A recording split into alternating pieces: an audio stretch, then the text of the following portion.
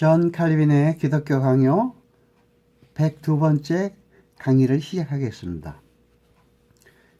이 강의는 존 칼빈의 기독교 강요 책 제1권 제6장부터 시작하겠습니다. 제6장의 대제는 성경은 창조주 하나님을 알게 하는 안내자여 교사로서 필요하다라는 것이 대주제입니다. 하나님께서 실제적으로 자신을 알리신 것은 성경에서 뿐입니다.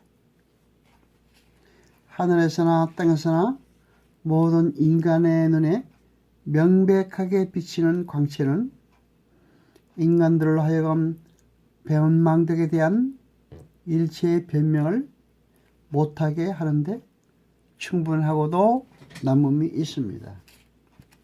이것은 하나님께서 온 인류를 동일한 죄책하에 두시기 위해서 피조물들에게 생생하게 표현된 자기의 임재들을 그들 하나하나에 예의 없이 보여주시는 것입니다. 칼빈은 하나님께서 인간들로 하여금 하나님의 영광을 볼 수 있도록 모든 만물에 나타내고 있다고 말합니다. 그리고 칼빈은 우리에게는 정확히 우리를 우주의 창조주 앞으로 인도할 다른 훌륭한 조력자가 더 첨가되어야 될 필요가 있다고 말하고 있습니다. 그래서 하나님께서 말씀의 빛을 더하셔서 이 말씀으로 구원을 알게 하셨던 것은 조금 더 헛된 일이 아니었다라고 말하고 있습니다. 그리고 하나님은 자기에게 더 가깝고 더 친밀하게 모으고자 하셨던 자들을 이 특권을 누리게 합당한 자로 간주하셨습니다.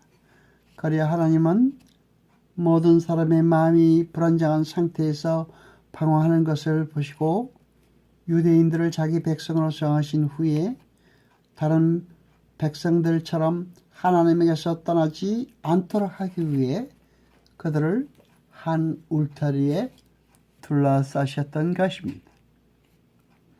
그리고 하나님께서 이와 똑같은 방식으로 자기에 대한 순수한 지식 안에 우리를 붙잡아 두시는 것은 이유가 있는 바, 그렇지 않으면 모든 사람들 앞에 견고히 서 있는 것 같이 보이는 사람들도 곧 넘어지기 때문인 것입니다. 칼빈은 인간을 혼자 서 있지 못하고 계속 방황을 거듭한다고 말합니다. 하나님은 교회를 교훈하시기 위해서 무언의 교사들을 사용하실 뿐만 아니라 자신의 가장 거룩하신 입을 여시는 것은 하나님의 특별한 은사인 것입니다. 하나님께서는 택함받은 자들이 어떤 하나님을 경배해야 하는지 가르치실 뿐만 아니라 바로 자신이 경배를 받아야 할 그 하나님이심을 보여주십니다. 하나님은 처음부터 교회를 위하여 이 계획을 세우시고 일반적인 증거 외에 자신의 말씀을 더하셨습니다. 이 말씀이 하나님을 인식할 수 있는 보다 더 정확하고 보다 더 확실한 표준이 되는 것입니다. 또 하나님은 택한 자들에게 자신을 나타내시며 그들이 어떻게 예배해야 하는지를 말씀으로 가르치십니다. 성경에 있는 하나님에 관한 두 가지 지식은 다음과 같습니다. 아담과 노아, 아브라함과 그 밖의 족장들이 자신들을 불신자와 구별을 짓게 한 하나님에 관한 그 깊은 지식에 도달한 것은 의심할 나위도 없이 이러한 도움으로 말미암은 것입니다. 왜냐하면 사망에서 생명으로 옮겨지기 위해서는 하나님을 알되 창조주로서만 아니라 구속주로서도 알아야 하기 때문입니다. 따라서 그들은 조금 더 의심 없이 말씀을 통하여 이 두 지식에 다 같이 도달하였던 것입니다. 그러나 순서적으로 볼 때에 하느님을 세계의 창조주요 통치자로 파악하는 그런 종류의 지식이 먼저 오게 됩니다. 그 다음으로 죽은 영혼을 소생시키는 다른 내적 지식이 여기에 가해지는데, 이 지식에 의해서 하나님의 우주의 창조주요 지음받은 만물의 위는 원작자 통치자로 할 뿐만 아니라 중보제의 위교로 나타나신 구속주로서도 이해를 하게 됩니다. 그러나 이 모든 증거의 목적은 성경에서 세계의 창조주이신 하나님이 계시되어 있다는 것과, 또한 미로에서 어떤 불확실한 신격을 찾지 않도록 하나님에 대해 마땅히 생각해야 할 것을 성경에 설명되어 있다는 것을 보여주는 것입니다. 칼빈은 그의 저서에서 다음과 같이 기록하고 있습니다. 마침내는 진리가 계속적인 교훈을 통하여 대대로 이 세상에 영원히 남겨질 수 있도록 하나님께서는 지금까지 족장들에게 맡기셨던 그의 말씀을 말하자면 공적인 기록으로 엮으실 것을 결심하셨다는 것입니다. 이러한 계획 밑에서 율법이 공표되었으며 그 후에 율법의 선지자들이 해석자로서 또한 첨가되었습니다. 자신의 한계를 잘 지켜서 순진한 마음으로 하나님의 말씀을 순종하는 사람은 극소수여 오히려 자신의 허망에 부풀어 있기 때문입니다. 그런데 참된 종교의 빛을 받기 위해서는 마땅히 하늘의 교리에서 그 지초를 찾아야 하며, 그리고 성경의 제자가 되지 않고는 아무도 참되고 건전한 교리를 극히 일부분이라도 얻을 수 없다는 사실을 깨달아야 합니다. 그러므로 하나님이 성경에서 자신에 대해 증거하고자 하신 것을 경건한 마음으로 받아들일 때에 참된 이해의 시초가 되는 것입니다.